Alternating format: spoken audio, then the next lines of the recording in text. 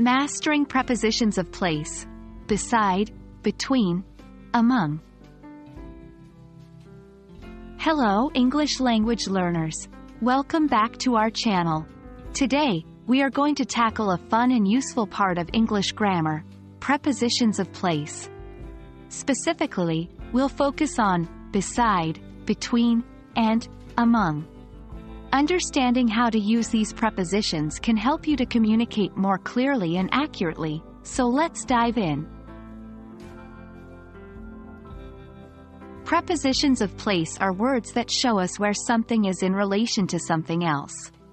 Today's stars are beside, between, and among. Beside is used to indicate that something is next to another thing. For example, the library is beside the bakery. Between indicates that something is in the middle of two other things. For example, I am sitting between John and Mary.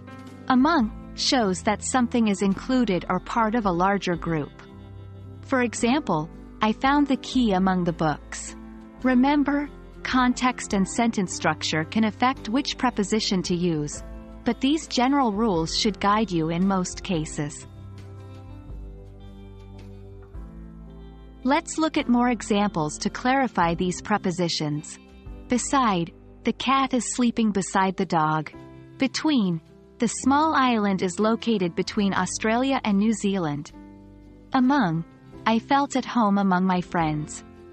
You can see in these examples how beside indicates adjacency, between shows a position in the middle of 2 points, and among tells us about being part of a larger group. Now, it's your turn. Here are some sentences for you to complete. Try to use beside, between, or among correctly in each one. 1. The park is blank, the museum and the school. 2. I found my lost earring blank, my jewelry box. 3. She sat blank, her two best friends during the movie. 4. His house is blank, the post office. Remember, the best way to learn is by practicing. Don't worry if you make mistakes. They're an important part of the learning process. That wraps up our lesson on prepositions of place, specifically beside, between, and among. I hope you found this lesson helpful and that you now feel more confident using these prepositions.